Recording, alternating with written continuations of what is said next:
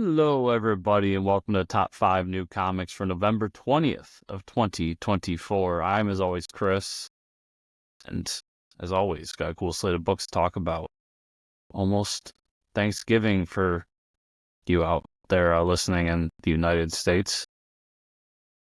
And I'm ready for some turkey. I don't know about you. I'm ready.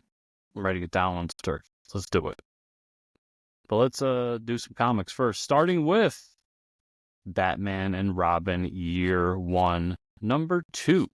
This is written by Mark Waid with art by Chris Samnee and colors by Giovanna Niro. I really love that first issue. It was great to have Mark Waid and Chris Samnee collaborating again. They are a collaboration that, when it happened over at Marvel years ago, I just fell in love with, especially Samnee's art. I love his pop art style that fits so well with the Daredevil run they were doing, and then eventually a pretty good Captain America run as well, with its bright colors and its very simple lines but complex scenery. His art's amazing, and to see him back with Mark Waid doing a book together was great. And then to see this book of all, because it does kind of go on the other end of what Daredevil did, which is it's not as bright and colorful, except for Robin. And I love that because it gave a different dimension to his art and how he was presenting his story as opposed to what he was doing over at Marvel. And it's worked really well. To see Dick Grayson as a young boy first getting his first taste of being a vigilante, going out there with Bruce, fighting crime, making mistakes, not being the character we know today, but the character he was and how he would eventually grow into that. It's really great. I thought there was a lot of pressure on this book having the Year 1 moniker. There was a lot of pressure on this book having these two great creators together again, and the first issue really lived up to it. I'm super excited to get my hands on issue 2, and just can't recommend it enough. And after that, I have The Question, All Along the Watchtower, number 1.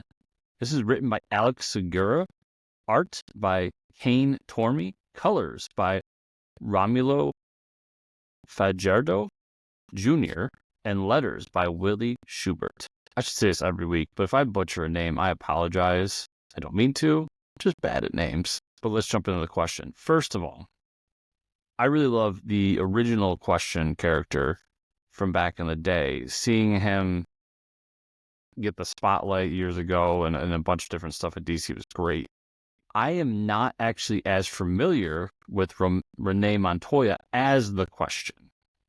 So this is going to be one of my first real, in a solo series, getting her as that character. So it's going to be interesting for me to jump in and see how this character goes about, especially in her own series.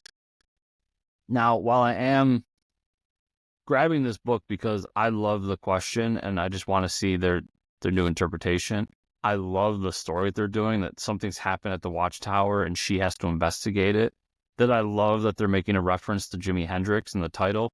All those things. But honestly, the reason I will be picking up this book is because Alex Segura has become one of my favorite writers. And notice I didn't say comic book writers.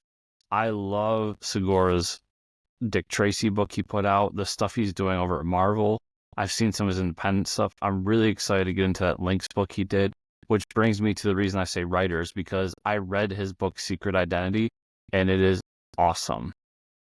And all around, I just think he's a very talented dude who's doing some cool stuff that, while I know he's done some stuff that isn't very comic adjacent, and I'm excited to check those out as well. Even when he's writing a novel, it's comic book adjacent. It still involves superheroes in the comic book industry and all these things. And I really love the layout of that book. Now, that said, we jump back over the comics. Doing this book for DC, I think Alex has made a name for himself with Dick Tracy, particularly, with doing some more crime noir style books that have some action pumped into it. So to have him on this book was really exciting. He's super talented. I love the art team they have here. The book looks phenomenal. I think it's going to be something really cool and special, and I'm just looking forward to seeing what it is on Wednesday This will probably be the top off the list Wednesday. Like, I am so excited for this book. Even with some ignorance going into it, there's just so much excitement jumping into it from my end because of who's creating the book and just having the name The Question on the title. So yeah, I'm really excited for this one. And after that, I have Ultimate Spider-Man number 11. This is written by Jonathan Hickman with art by David Messina, colors by Matt Wilson, letters by Corey Pettit. I mean, we've talked about this 11 times now. I love Ultimate Spider-Man. It's been such a blast to jump into this world and to see Hickman's version of the Ultimate Spider-Man. Like, to see him take on a character who, and this is one of the things I love that we all do. We all have our hypocrisies. We all have our things we say, like, and at some point, most likely, we're going to be hypocrites on that. And Hickman at one point said he would never do Spider-Man. Like, that was a character he never wanted to touch. And here he is, like, doing one of my favorite Spider-Man books.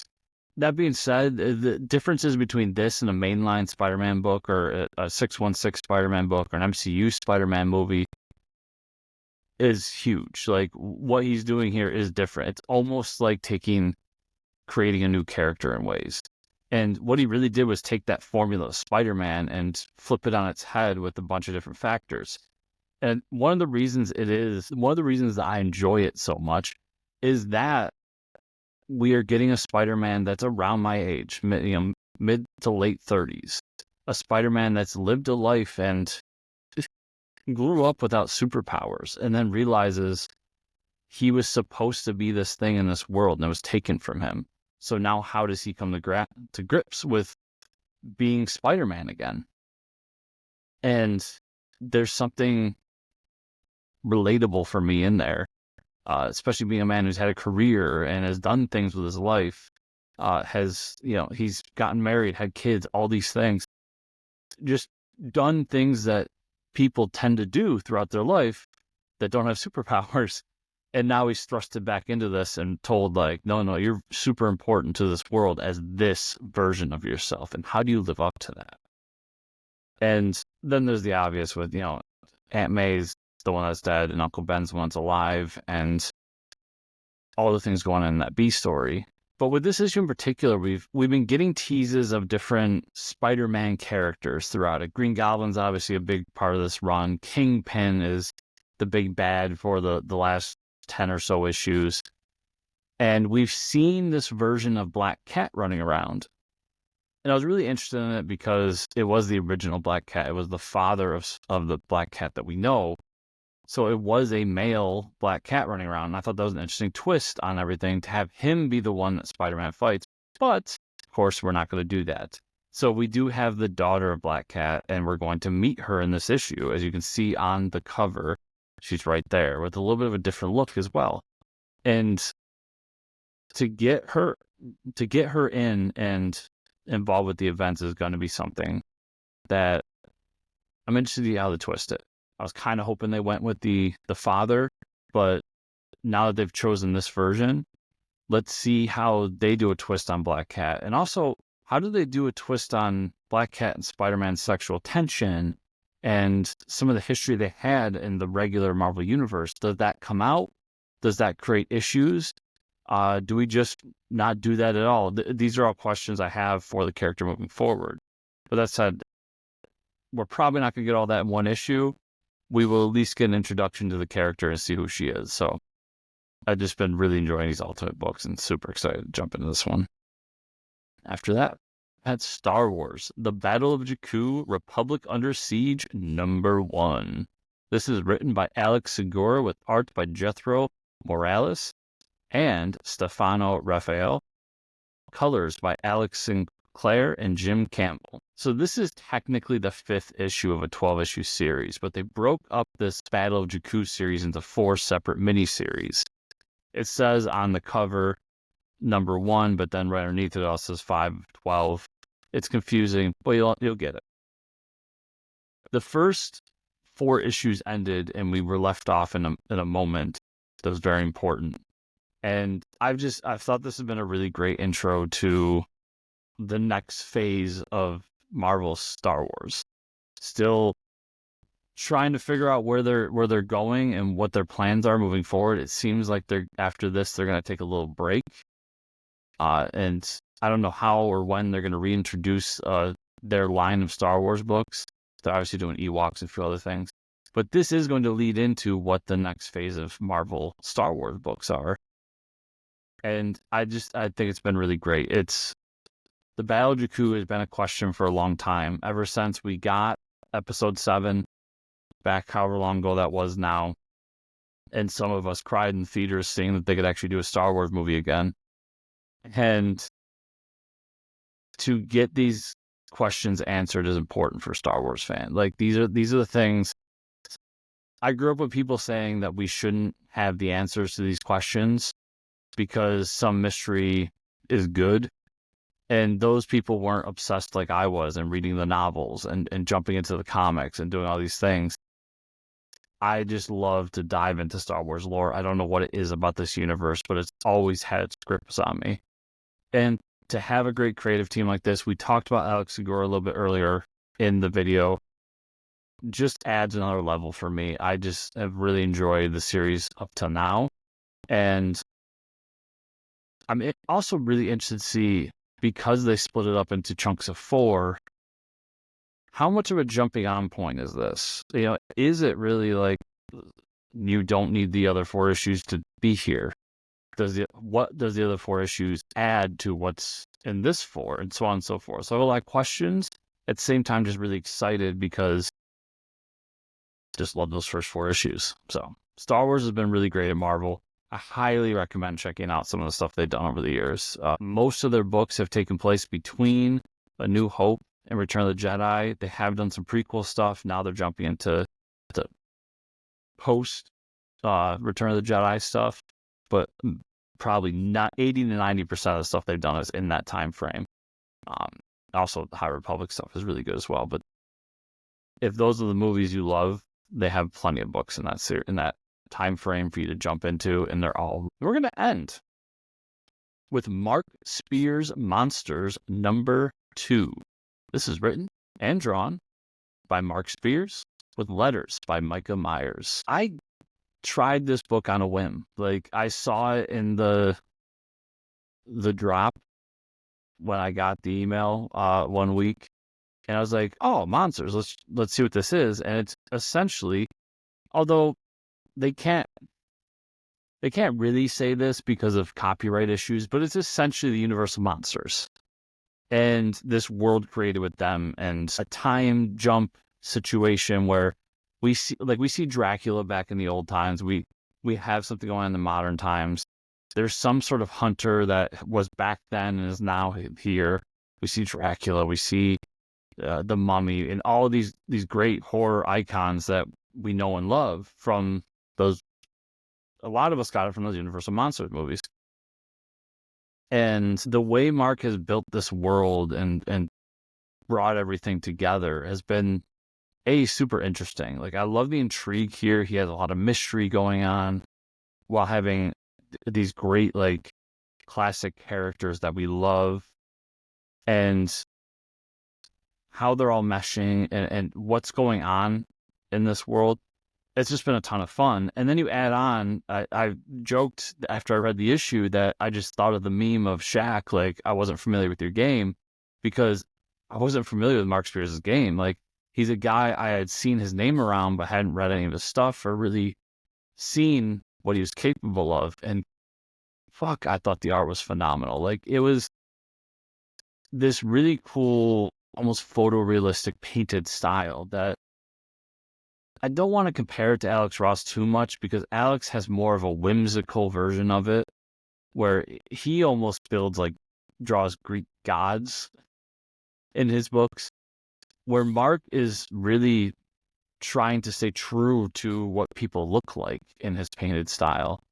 And I was blown away by what was in these pages. Like, not to dismay any publisher, but especially to see, like, Keen Spot, a publisher who I enjoy, who's done some really fun books, but for them to have a book like this felt special.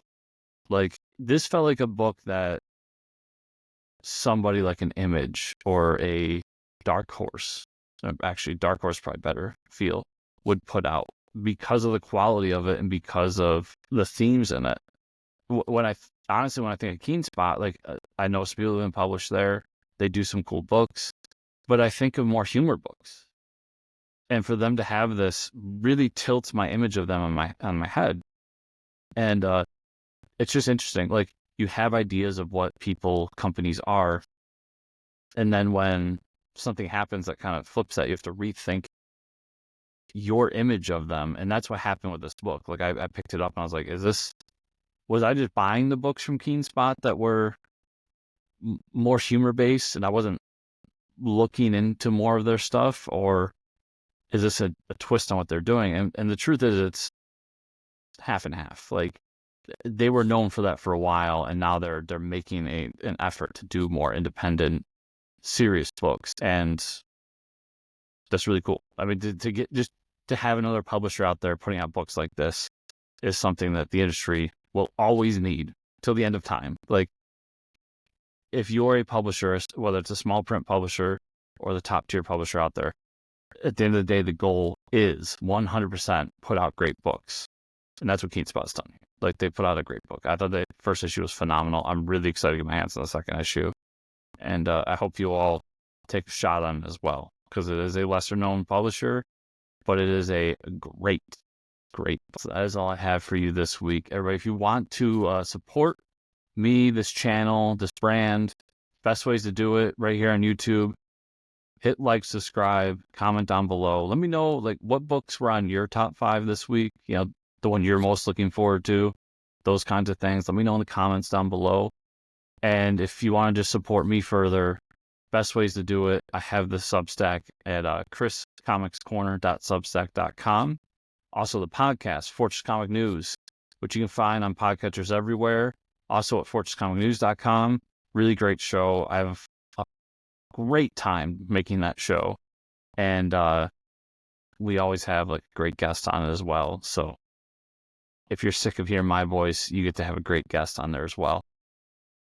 And you can also find me online at pretty much any social media network, whether it is Blue Sky, X, Instagram, you name it, I'm probably there. At Fortress Chris is the best way to find me. So thank you all so much for watching this video, and I'll see you all here next week.